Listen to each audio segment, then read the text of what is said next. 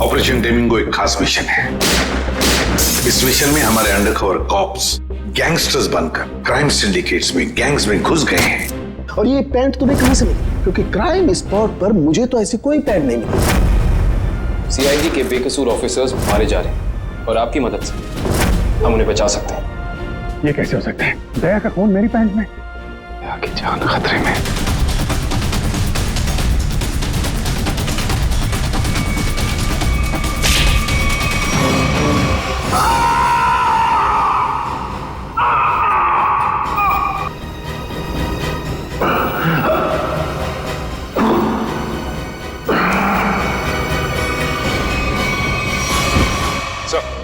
शहर में जितने भी चेक नाके हर जगह पता किया, ना ही एसीपी सर का पता लगा और ना ही दया सर का।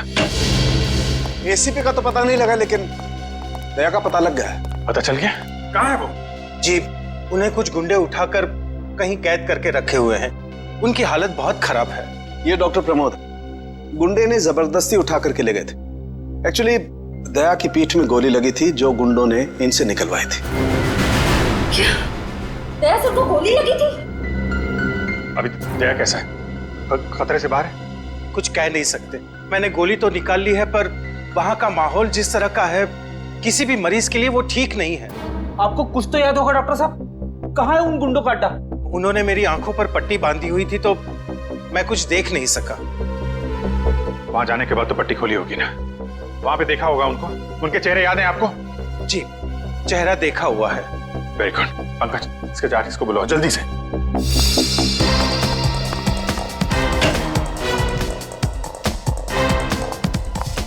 अभिजीत, वो मैं तुमसे आए। सर, आप यहाँ पे? हाँ, मैं यहाँ पर। अच्छा तारिका, पेट पर जो ब्लड लगा था उसकी डीएनए रिपोर्ट आ गई? हाँ हाँ। तो वही बताने आई होगी ना तुम अभिजीत सर को, या फिर तुमने पहले ही बता दिया होगा? अपने बॉस को, डॉक्टर सालुके को बताना कतई जरूरी नहीं समझा? नहीं, कोई बात नहीं, हो जाता है, चलो कोई बात नहीं। क्या है उस डीएनए रिपोर्ट में? वो ब्लड सैंपल किसका है तारिका?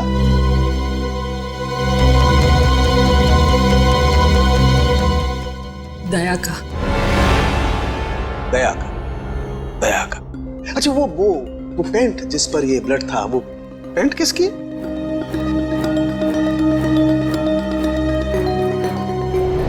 ये कैसे हो सकता है? दया का खून मेरी पैंट में। अभिजीत की। अब इतने दूर आए हैं तो ऐसे ही टाइम बेकार थोड़ी जाने दूंगी मैं। वाह बीवी जी वाह, इसे कहते हैं बहती गंगा में हाथ धोना। केतन, बहुत प्यास लगी है, नारियल पानी पीते हैं, चलो ना। केतन, अरे नहीं, क्यों? छोड़ो। चलो ना प्लीज। केतन, केतन। बाकी शॉपिंग ना किसी और दिन करते हैं, चलो घर चलते हैं। नहीं, मुझे अभी शॉपिंग किसी और दिन। क्यों? समझो ना यार, मेरा पेट खराब है, प्लीज। नहीं अभी समझा करो, मैं कह रही हूँ ना। घर चलते हैं, प्लीज मानो बात। केतन, कहाँ थे तुम केतन? कौन है ये? मुझे क्या पता, मैं इन्हें नहीं जानता। तुम मुझे नहीं जानते? अपनी सिमी को नहीं जानते केतन? देखिए बहन जी, आपको कोई गलतफहमी हो गई है। ये केतन नहीं है, ये मेरे पति जय है। मुझे अपने पति को पहचानने में कोई गलतफहमी नहीं हुई। ये मेरे केतन हैं। शायद आपके पति की शक्ल मेरे से मिलती होगी। मेरा नाम तो जय है, जय धनकिशोर। ये देखिए मेरा ड्राइविंग लाइसेंस। तुम पुलिस वालों के लिए ड्राइविंग लाइसेंस झूठे बनाना बहुत आसान है, मैं सब जानती हूँ। पर तुम ऐसा क्यों कर रहे हो? पुलिस? बहन जी, ये पुलिस में नहीं है, ये तो मार्केटिंग मैनेजर है। ये मार्केटिंग मैनेजर नहीं, मेरे पति हैं, एक पुलिस ऑफिसर। 6 साल पहले केस की ड्यूटी के लिए गए थे और आज तक वापस नहीं लौटे। 6 साल पहले? हाँ। आपकी शादी कब हुई? 5 साल पहले। तुम मुझ पे शक कर रही हो, और वो भी इस अजनबी औरत के कहने पे। चलो। केतन, केतन रुको, केतन।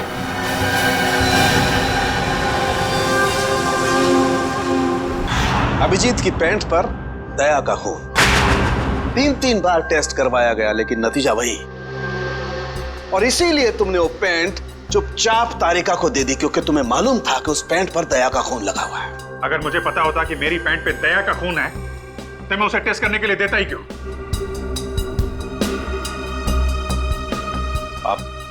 आप लोगों को कहीं ये तो नहीं लग रहा है कि दया की हालत का जिम्मेदार मैं हूं? चलो ठीक है, मान लिया।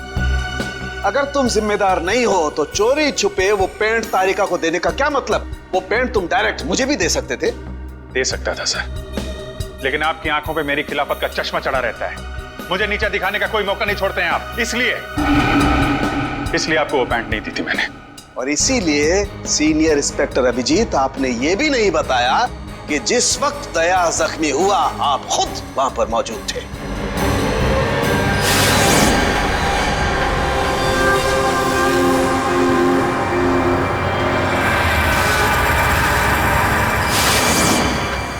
बता देता, अगर मुझे याद होता तो। मुझे अब भी याद नहीं है कि उस रात क्या हुआ था। वो ऐसी ही आपको याद ही नहीं है कि उस रात क्या हुआ था?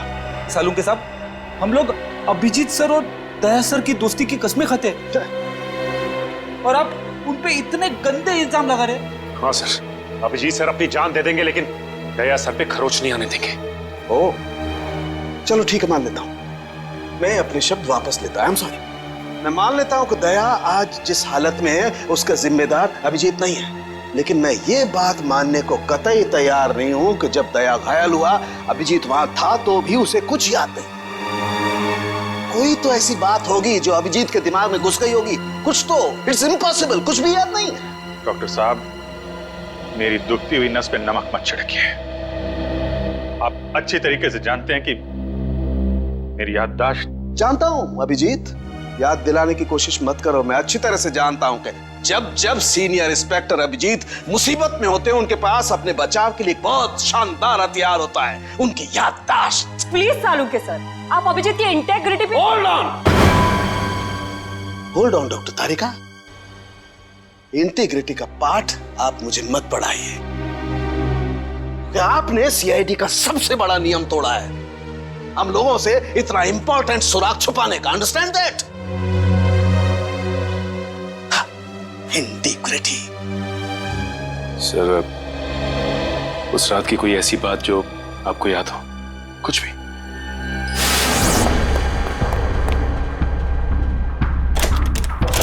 मैं तेजा के पीछे भाग रहा था,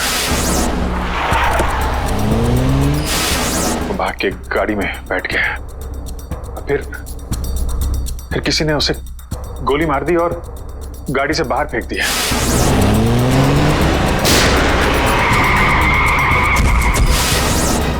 जब मैं भाग के तेजा की लाश के पास पहुंचा तो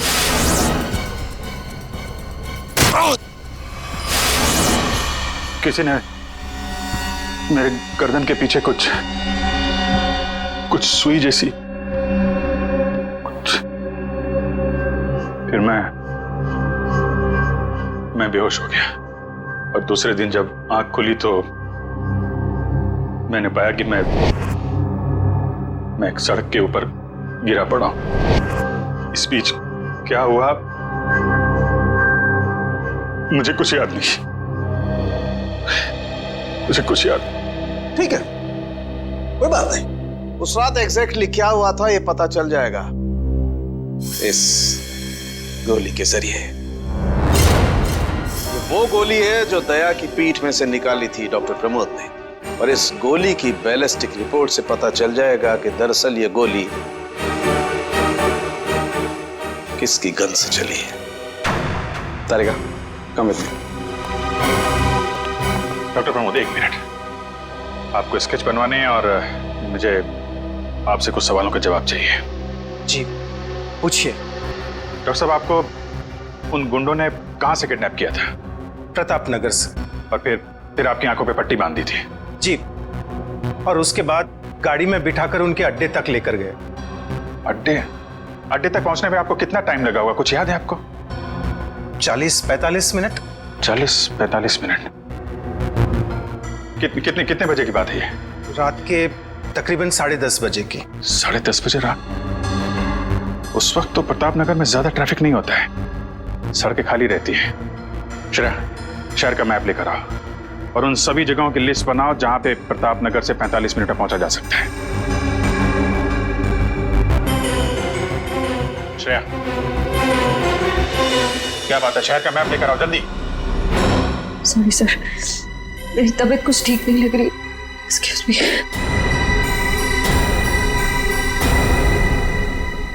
आई कांट बिलीव दिस माया। तुम्हें अपने पति की बात पे विश्वास नहीं है, लेकिन उस अनजान औरत की बात पे पूरा भरोसा है। एक औरत दूसरी औरत की आंखों में झांक कर देख सकती है कि वो सच कह रही है झूठ, और उसकी आंखों में सच्चाई नहीं, उसके आंसू झूठे नहीं थे। माया, उसने 2-4 आंसू के बाद ही वो सच्ची हो गई, और मुझे रोना नहीं आता तो मैं झूठा हूँ। सच बताओ, बताओ सच की कितने बीवी है तुम्हारी, और बताओ मुझे जे। अरे मुझसे एक तो समझ नहीं रही, मैं और रख के क्या करूंगा? वो तो आज मेरा नसीब अच्छा था कि मार्केट में तुम्हारी पोल खुल गई, वरना जिंदगी भर मैं यही सोचती रहती कि तुम मुझसे प्यार करते हो। हाँ माया, ये बात सच है कि मैं सिर्फ तुमसे प्यार करता हूँ। माया, तुम बताते क्यों नहीं हो सच अपने बारे में, अपने अतीत के बारे में कुछ बताते क्यों नहीं हो मुझे? माया, सब कुछ तो तुम्हें पता है कि मेरा आगे पीछे कोई नहीं है, और तुम्हारे अलावा है कौन मेरा? और तुम्हारा काम पुलिस में हो या मार्केटिंग मैनेजर हो? मार्केटिंग माया, सब झूठ। मुझे तुम्हारे ऑफिस जाना है, बस आई डोंट केयर, मुझे तुम्हारे ऑफिस जाना है। ठीक है, ऑफिस जाना है, मैं तुम्हें अगले हफ्ते अपने ऑफिस लेकर चलूंगा। खुश? क्यों अगले हफ्ते क्यों? हाँ, कल क्यों नहीं? बल्कि मैं कहती हूँ कल नहीं, मुझे आज अभी इसी वक्त तुम्हारे ऑफिस जाना है। शक्की भी एक हाथ होती है यार।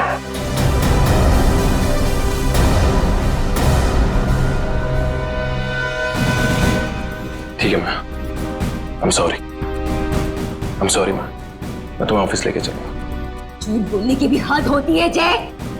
उस केतन, अब जब तक मुझे सच्चाई नहीं बताओगे तब तक मुझसे बात करने मत आना तुम। माया, लिसन टू मी माया, सुनो माया, माया, माया, open the door Maya.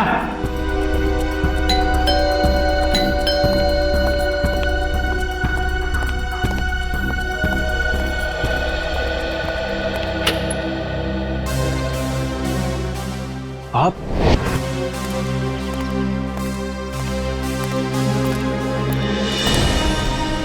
Ketan, mission का काम रोक दो और इसी वक्त चले जाओ यहाँ से। नहीं सर, मैं इस मिशन को अपनी जिंदगी के 6 साल दे चुका हूँ। सर प्लीज सर, आप भी इस मिशन को मत रोकिए। सर मैं इसे पूरा करने के बहुत करीब हूँ। तुम समझते क्यों नहीं हो केतन? तुम्हारी जान को कितना बड़ा खतरा है पता है तुम्हें? और फिर मैं अपने और ऑफिसर्स की जिंदगी को कुर्बान नहीं कर सकता। 4 बजे मुझे गुलमोहर बस स्टॉप पे मिलो, दैट्स एन ऑर्डर, समझे? Sir please sir please. Sir कुल मिला के 4 ऐसे इलाके हैं जो प्रताप नगर से 45 मिनट की दूरी पे है। ये है वीके रोड, जहाँ पे कॉल सेंटर्स और ऑफिसेज वगैरह हैं। ये तो वो जगह नहीं हो सकती। ये पश्चिम में श्याम नगर है सर, यहाँ पे ज्यादातर फ्लैट्स हैं। डॉक्टर साहब, आपको अच्छी तरीके से याद है जहाँ पे आपको ले गए थे वो जगह बंगलो या फ्लैट नहीं थी? जी, खंडर जैसी कोई जगह थी। अब बचता है साउथ और ईस्ट। ये साउथ में चित्रकूट नगर है और ईस्ट में विद्याधर नगर। चित्रकूट नगर में तो बहुत सारी दुकानें वगैरह हैं, और विद्याधर नगर यहाँ पे बहुत सारे स्टूडियोज हैं, फिल्म की शूटिंग होती रहती है। अरे श्रेया, अब कैसी तबीयत है तुम्हारी? मैं ठीक हूँ सर, थैंक यू। श्रेया, चाहो तो तुम घर चली जाओ और आराम कर लो, तब तक हम लोग ये सब पता लगाते हैं। नहीं सर, जब तक दया सर और एसीपी सर का पता नहीं चल जाता मुझे चैन नहीं मिलेगा। ओके ठीक है, मतलब दया या तो विद्याधर नगर में है या फिर चित्रकूट नगर में है।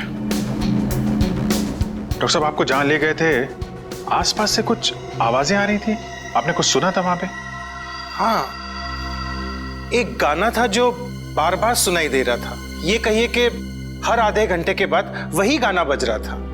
इसका मतलब आसपास कहीं फिल्म की शूटिंग चल रही थी, मतलब Vidyadhar Nagar. Vidyadhar Nagar, correct. Film studios वहीं पे है। ये पता लगाओ कि विद्याधर नगर में वो कौन सा स्टूडियो है जहां पे इस गाने की शूटिंग हो रही थी। उठ जाग मुसाफिर भोर भई, अब रहन कहाँ जो सोवत है। ओले ओले ओले ओले ओले दया बेटा, उठ जा उठ जा उठ जा उठ जा। सुबह हो गई, स्कूल जाने का टाइम हो गया। अच्छे बच्चे नहीं सोते, उठ जा उठ जा उठ जा। कौन हो तुम लोग? सीआईडी के दुश्मन और मुजरिमों के दोस्त। देखो देखो देखो देखो देखो देखो कैसे तड़प रहा है पिंजरे में बंद शेर की तरह। एक बार जंजीरें खोल दे, फिर देख तुम लोगों का क्या हाल करता हूं। ना ना ना ना ना ना, हमें मरना है क्या शेर से पंगा लेके? अरे हम तो बस इतना बताने आए थे कि तुम्हारे साथ साथ अब तुम्हारी पूरी सीआईडी टीम का सर्वनाश होने वाला है। सर्वनाश। चुप! बहुत देखे तुम जैसे सीआईडी का सर्वनाश करने वाले। आज वो लोग कहाँ हैं किसी को पता नहीं। तुम हमें इतना मूर्ख और कमजोर मत समझो, क्योंकि हमारा बॉस इतना चालाक है कि सीआईडी के पूर्वज भी उस तक पहुंच नहीं पाएंगे। एक बात सुन, अपने बॉस से कह दें कि उल्टी गिनती अब शुरू कर दें। वो नहीं बचेगा वो। क्या बात है यार, तुम सीआईडी वालों की यही अदा हमें बहुत पसंद है। मौत के मुंह में बैठ के भी डायलॉग मारना नहीं छोड़ते। दया, तुमसे मिलकर बहुत अच्छा लगा। अलविदा।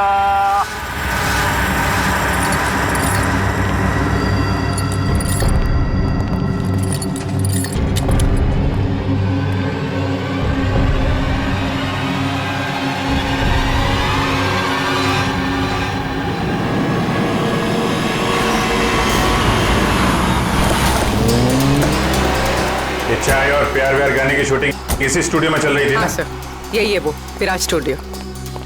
को यहीं कहीं रखा गया होगा।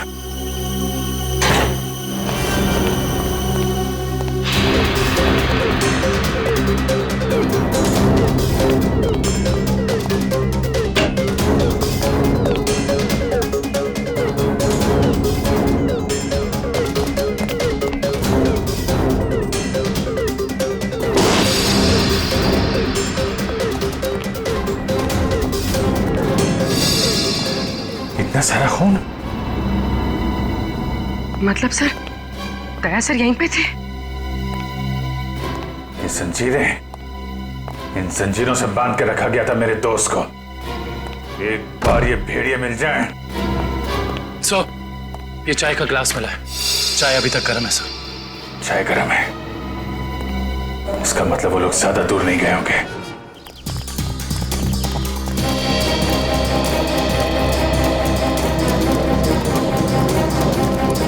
सर, लगता है यहाँ पे कुछ हुआ है।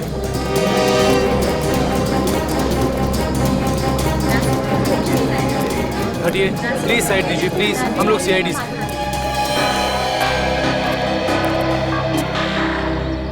सो देखिए ना, किसी ने ऋतु का कत्ल कर दिया। कैसे हुआ ये सब? पता नहीं सर, हम सब लोग तो शूटिंग में लगे हुए थे, तभी अचानक गोली चलने की आवाज सुनाई दी और यहाँ आकर देखा तो ऋतु की लाश। कितनी देर पहले चली गोली? सर यही कोई आधे घंटे पहले सर। सर हमने लोकल पुलिस को भी इन्फॉर्म कर दिया सर। ठीक, आप लोग थोड़ा पीछे चले जाइए, पीछे जाइए थोड़ा।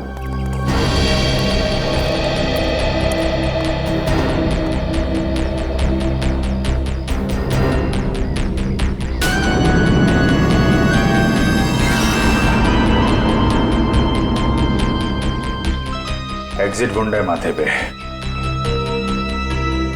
गोली लगी होगी तो 2-3 सेकंड में बेचारी मर गई होगी। गोली लगी और आर पार। जरा चेक करो आसपास, देखो गोली इस डायरेक्शन में कहीं मिलती है क्या?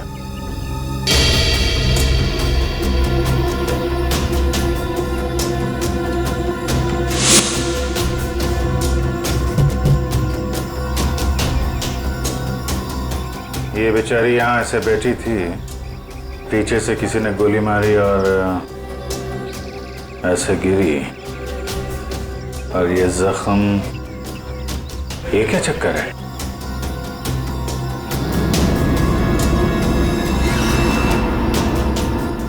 विग पहनी हुई थी इसने?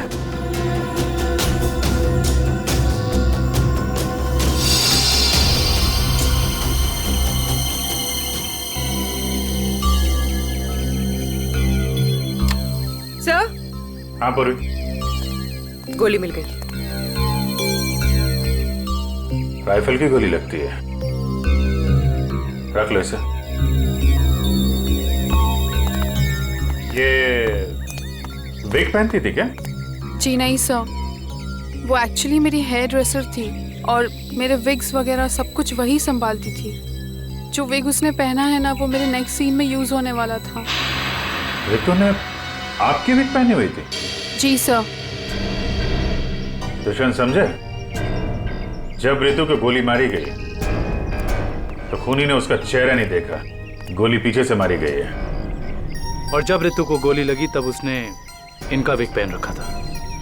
मतलब गोली पे रितु का नहीं, आपका नाम लिखा था। क्या?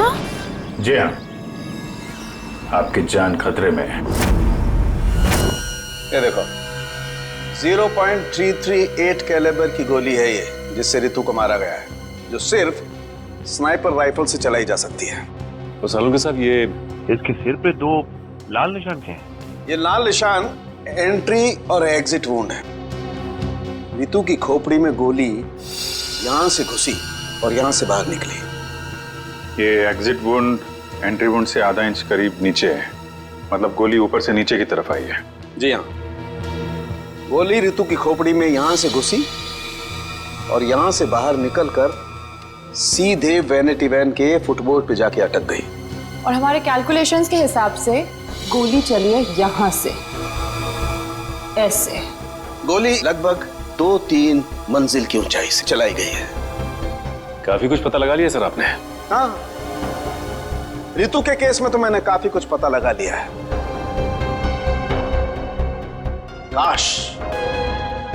काश में ये भी पता लगा पाता कि दया और हमारे बाकी अंडरकवर ऑफिसर्स के साथ क्या हुआ था, मगर अफसोस, जो व्यक्ति ये बात बता सकता है वो बताना ही नहीं चाहता है। क्या मतलब है आपका बताना नहीं चाहता? याद होगा तो बताऊंगा ना। आपको तो बस बहाना चाहिए मेरे पीछे पड़े रहने का। नहीं अभिजीत, सालू के कभी किसी पर बेवजह इल्जाम नहीं लगाया करता है। डॉक्टर साहब प्लीज। आप क्या प्लीज? प्लीज सर, सालुंके साहब प्लीज, क्या आप फिलहाल हम सिर्फ रितु के केस के बारे में बात कर सकते हैं? रितु के केस में मुझे जितना बताना था मैंने बता दिया है। बस अब मुझे इंतजार है किसी ऐसे सुराग का जिससे ये पता लगाया जा सके कि दया के साथ क्या हुआ था। That's it. देखा, इसीलिए मैंने तुमसे कहा था कि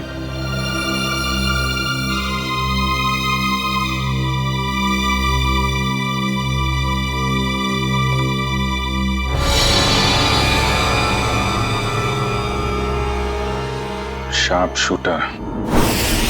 साहब मैं आपको बोल रहा हूँ ना, पिछले 1 हफ्ते से यहाँ कोई शूटिंग नहीं हुई, तो यहाँ किसी का आने का सवाल ही नहीं उठता। मतलब पिछले 1 हफ्ते से तुम्हारे अलावा स्टूडियो में कोई नहीं है? जी नहीं साहब। मतलब गोली तुमने चलाई? मैं गोली कैसे चला सकता हूँ?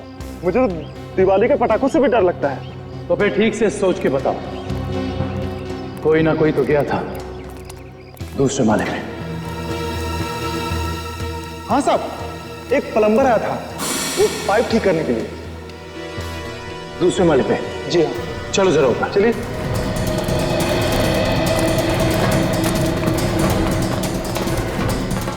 किस तरफ? ये साइड।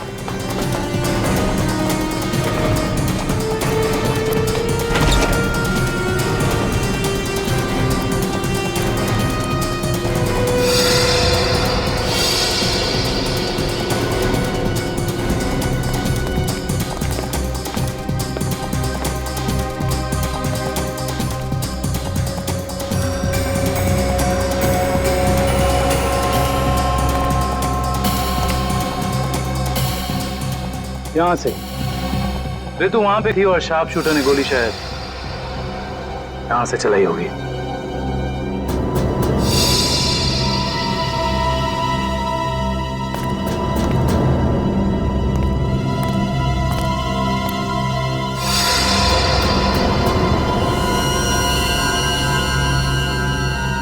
सर लवनिया पर गोली ही चलाई गई है। गिरा उस गोली का शेल। तुम साहब इसमें मेरा कोई दोस्त नहीं है साहब प्लीज मेरी शिकायत मत करना साहब, नहीं तो मेरी नौकरी चली जाएगी साहब, प्लीज। फिक्र मत करो। अच्छा ये बताओ कि उस प्लम्बर का चेहरा देखा था तुमने? स्केच बनवा सकते हो? साहब वो क्या है ना कि मुझे बिना चश्मा के ठीक से दिखाई नहीं देता, और वो जिस वक्त आया उस समय मेरा चश्मा कहीं खो गया था और मैं इसी चश्मे को ही ढूंढ रहा था। इस लावण्य का कोई ना कोई दुश्मन तो जरूर है, वरना कोई उसे मारने की कोशिश क्यों करता? इस लावण्य की कुंडली निकाली है सर, इसकी किसी से कोई भी दुश्मनी नहीं थी। हाँ सर, उसकी फिल्में फ्लॉप हो रही थी, तो ऐसा भी नहीं था कि किसी दूसरी हीरोइन ने ईर्ष्या से या जलन से उसे मरवाने की कोशिश की हो। लावण्य ज्यादा अमीर भी नहीं थी, तो पैसों के लिए भी हमला होगा ऐसा लगता नहीं है। सर हो सकता है वाकई में ये गोली ऋतु के लिए चली हो, लावण्य के लिए नहीं। ऋतु के बारे में तुम लोगों ने इन्फॉर्मेशन निकाली है ना? हाँ सर, ऋतु की भी किसी से कोई दुश्मनी नहीं थी। कोई ना कोई तो ऐसी बात है जो हमारी निगाह से छुपी हुई है। लावण्य के बारे में जितने भी आर्टिकल्स वगैरह है ना, इनमें कोई ना कोई ऐसी बात हमें मिलेगी जो उस जानलेवा हमले से जुड़ी हुई है। सर ये 3 दिन पुराना पेपर है, इसमें न्यूज है कि लावण्य का सामान चोरी हुआ था ब्लू ईव रिजॉर्ट से। लावण्य के सामान की चोरी ब्लू ईव रिसॉर्ट?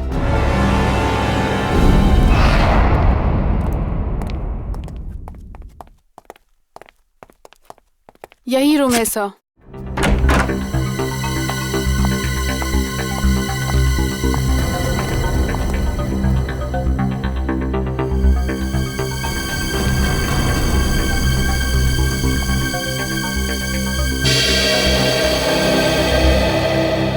इसी कमरे से आपके सामान की चोरी हुई थी?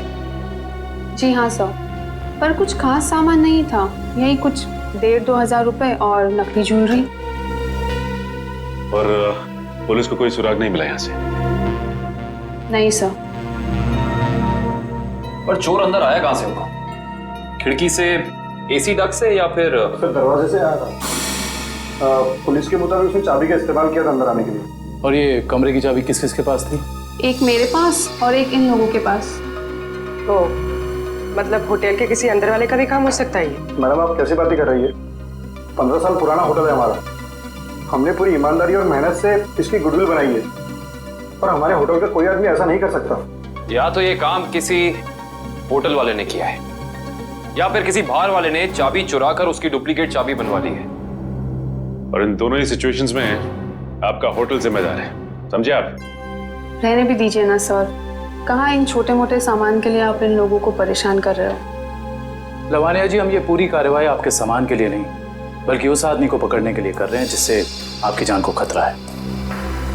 क्योंकि हमें लगता है इस चोरी का संबंध आपके ऊपर हुए जानलेवा हमले से हो सकता है। इसलिए जरा ठीक से याद करके बताइए, और कोई खास सामान या कोई कीमती चीज जो चोरी हुई थी?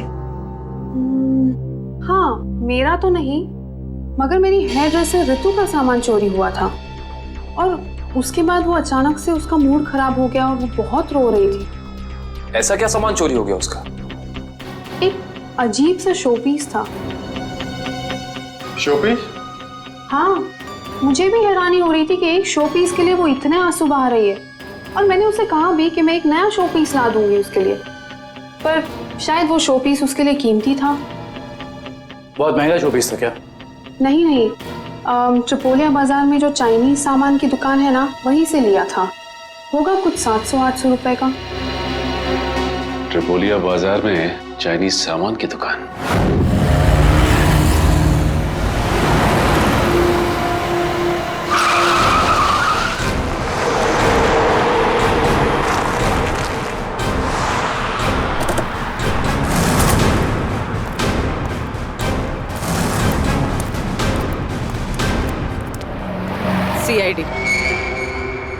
सीआईडी? एक खून के सिलसिले में आपसे पूछताछ कर रही हूँ। खून?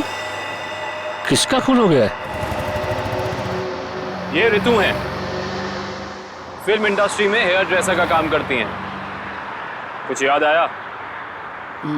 मैंने तो इसे नहीं देखा कभी। शनिवार को ये आपकी दुकान पे आई थी।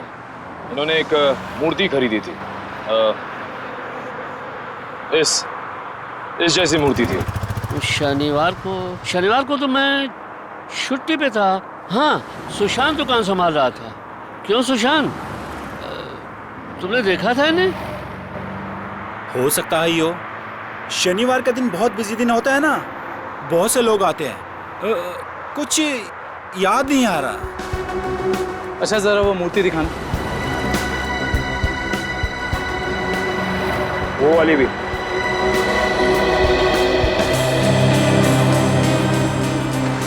ऐसे और कितने पीसेस हैं आपकी दुकान पे? यही कोई 15-20 पीस होंगे। क्यों सुशांत? जी।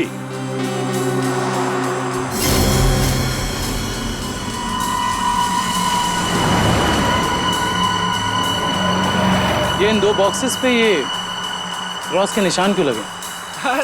अरे वो तो डिफेक्टिव पीस है, इन्हें फैक्ट्री वापस भेजना है। किसी काम के नहीं आपके। वो अभी पता चल जाएगा। दिखाओ इधर, दिखाओ।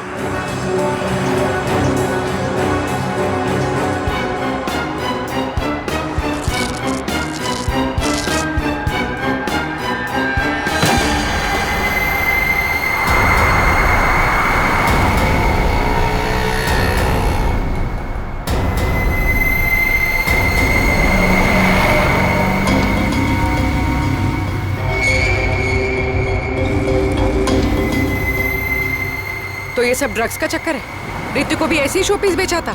सुशांत, तुम मेरी दुकान में ड्रग्स का कारोबार कर रहे थे? बंद करो अपना ये नाटक। चलो अरेस्ट कर लो इन्हें। आइए सर, आपको गलतफहमी हुई है। मैंने कुछ नहीं आइए, किया। चलिए मेरे साथ। आइए हमें दूर करते हैं। सर, आपको गलतफहमी हुई है।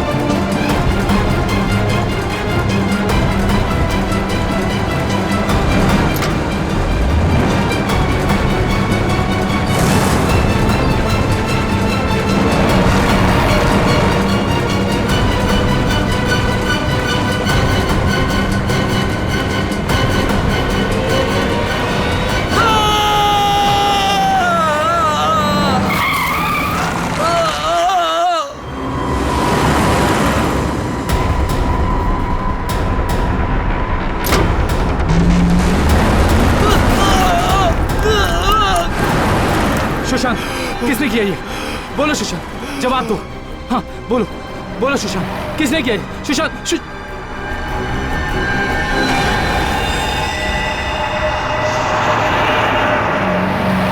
He is dead. सर इतना तो तय है, रितु की मौत का संबंध इस ड्रग्स की तस्करी से है। हाँ पूर्वी, मगर इस ड्रग्स के रैकेट के पीछे है कौन?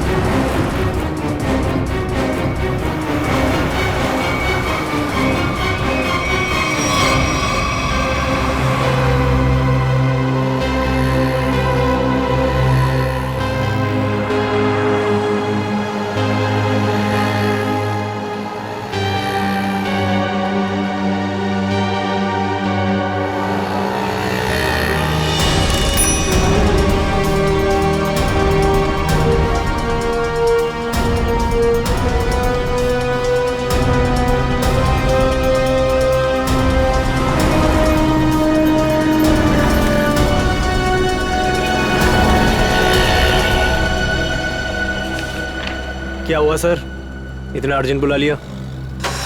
जय, तुम्हारी जान को खतरा है। तुम सब लोगों के बारे में किसी को पता चल गया है और वो एक एक करके मारे जा रहा है। ये कैसे हो सकता है सर? आखिर ये खबर खोली किसने? वही तो समझ में नहीं आ रहा है, वही तो पता लगाना है। तुम एक काम करो, इसमें भोपाल की टिकट है और 10,000 रुपये हैं। जल्दी से निकल लो यहां से, जाओ निकल लो जल्दी। जय, जय क्या हुआ? जय, जय,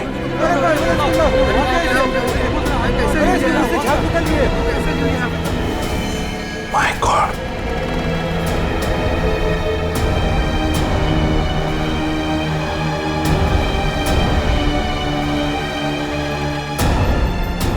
मेरा एक और अंडरकवर कॉप मर गया, एक और सीआईडी ऑफिसर मर गया और मैं उसे बचा नहीं पाया।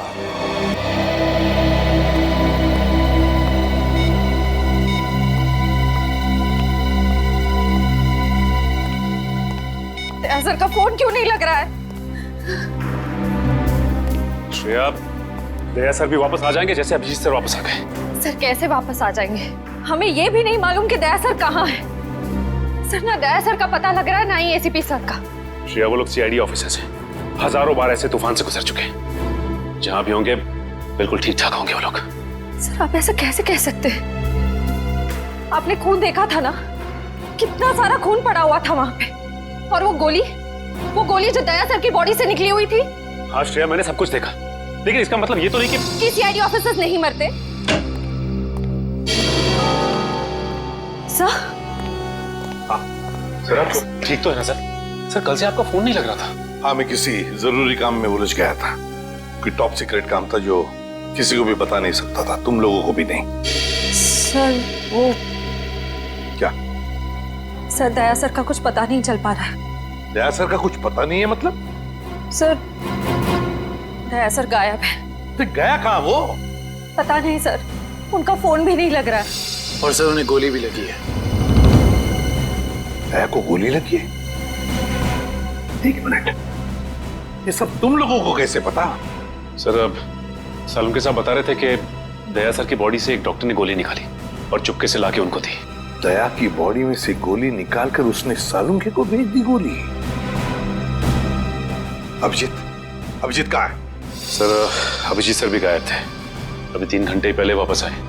और तो और सर, अभिजीत सर की पैंट पे दया सर का खून लगा हुआ था। अभिजीत गायब था, 3 घंटे पहले वापस आया और उसके पैंट के ऊपर दया का खून। और उन्हें कुछ याद नहीं है सर। और उन्हें कुछ याद नहीं। फिर वही बात। ये अभिजीत जब भी कभी मुसीबत में पड़ता है, इसकी याददाश्त चली जाती है। ये हो क्या रहा है सीआईडी में? हमारे 3 अंडरकवर ऑफिसर्स मारे गए, उनके बारे में मेरे अलावा और किसी को भी कुछ भी पता नहीं था, फिर भी उनके नाम भी पता चल गए बाहर। कैसे? सर अगर ये बात सिर्फ आपको पता थी तो फिर? वही तो मैं कह रहा हूं सचिन, वही समझ में नहीं आ रहा है। ये सब हुआ कैसे हो रहा है ये? इसका एक ही मतलब है सचिन, हमारे बीच में कोई तो है जो हमसे गद्दारी कर रहा है। कोई गद्दार है। और सर एक बात और, एक हेयर ड्रेसर का खून हो गया सर। Hairdresser? हाँ सर, शूटिंग के दौरान उसका खून हुआ। सर लगता है ये खून ड्रग्स की वजह से हुआ है। और सर छानबीन के दौरान एक आदमी तक पहुंचे भी, लेकिन बाद में वो भी मारा गया। और सर उसकी जेब से हमें ये कागज मिला है सर, इसके ऊपर कुछ नंबर्स लिखे हुए हैं। 18563724591 18356722345। सच में कोई सेल फोन नंबर या फिर टेलीफोन नंबर्स भी नहीं हो सकते। ये नंबर्स कुछ और ही है।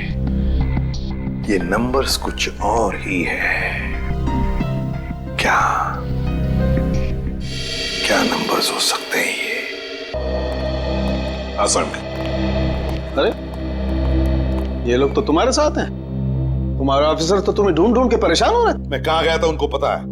अब तू बता, ऐसी कौन सी बात है जो तू मुझे फोन पर नहीं बता सकता था? प्रद्युमन, ये बात हम दोनों अकेले में नहीं कर सकते। क्यों? ऐसी क्या बात है जो तू इन सबके सामने नहीं बता सकता? कर सकते हैं, लेकिन डरता हूं कि जिस आदमी को ये लोग अपना हीरो समझते हैं, जिसके जैसा बनने की कोशिश करते हैं, सपने देखते हैं, कहीं वो खुद आज इन लोगों की नजरों में गिर न जाए। घुमा फिरा के बात करना बंद कर साळुंखे और साफ साफ बता, और सबके सामने बता। ठीक है, साफ साफ बोलता हूं और इन सब के सामने बोलता हूं, लेकिन जो मैं बताऊंगा उसे सुन करके ये मत सोचना कि मैं किसी से बदला ले रहा हूं या किसी के साथ दुश्मनी निकाल रहा हूं। क्राइम स्पॉट की बैलिस्टिक रिपोर्ट आ गई है। क्या लिखा है रिपोर्ट में? पहली गोली चली कल्लू पर, अभिजीत की गन से, हमारे अंडरकवर कॉप पर। जी हाँ, और इतना ही नहीं, दूसरी गोली लगी भीखू को, दया की गन से। नहीं, ऐसा नहीं हो सकता। अभिजीत और दया सर भीकू और कल्लू को इस तरह से कुर्सी पे बांध के गोली नहीं चला सकते सर। बेटे, बैलिस्टिक रिपोर्ट कभी झूठ नहीं बोलती है। और सबसे इंपॉर्टेंट रिपोर्ट, वो रिपोर्ट जिसकी वजह से मैं इन लोगों को बाहर जाने के लिए कह रहा था। अभिजीत का फोन है। अभिजीत, कहां हो तुम? अभी इसी वक्त फोरेंसिक लैब में चले आओ। Forensic lab? क्यों सर, क्या हुआ? अभिजीत, तुमने गोली चलाई कल्लू पर। कालू को गोली मैंने? सर, मैं एक बेसहारा पर गोली क्यों चलाऊंगा? अभिजीत, तुम अभी इसी वक्त फोरेंसिक लैब चले आओ, and that's an order. Sir, ये बात सुन के जितना धक्का आपको लगा उतना मुझे भी लगा है। जब तक मैं ये पता नहीं कर लेता कि उस रात क्या हुआ था, मैं नहीं आऊंगा सर। तो क्या तुम मेरे खिलाफ जाओगे? सर, मैं आपके खिलाफ नहीं जा रहा हूं सर, वही कर रहा हूं जो आपने हमेशा सिखाया है, सीआईडी की ड्यूटी सर। अभिजीत, मना कर दिया? आपके ऑनेस्ट, ब्रिलियंट, इंटेलिजेंट ऑफिसर ने आपका ऑर्डर मानने से मना कर दिया एसीपी साहब। मैं जानता था प्रद्युमन, ये अभिजीत एक न एक दिन पूरी सीआईडी टीम के लिए वो मछली साबित होगा जो पूरे के पूरे तालाब को गंदा कर देती। इस अभिजीत की वजह से पूरी की पूरी सीआईडी टीम बदनाम हो रही है। कलंक है ये अभिजीत, सीआईडी टीम पर एक बहुत बड़ा धब्बा है, कलंक। बस कीजिए सर, बस कीजिए। कितना भला बुरा बोलेंगे आप? मैं बस कर दूं? मैं तो बस कर दूंगा तारिका, लेकिन ये रिपोर्ट, इसका क्या करोगी? ये बस नहीं करेगी तारिका, ये बस नहीं करेगी बॉस। जानते हो इस रिपोर्ट में क्या है? क्या है उस रिपोर्ट में? दया पर गोली किसने चलाई? किसने मारी साळुंखे? किसने मारी गोली? प्रद्युमन, दया पर गोली तुम्हारे honest, intelligent, brilliant officer Abhijeet ने चलाई है। क्या? दया अभिजीत की गोली का शिकार हुआ है प्रद्युमन। अभिजीत ने गोली चलाई है दया पर। अभिजीत ने? हाँ, अभिजीत ने दया को गोली मारी।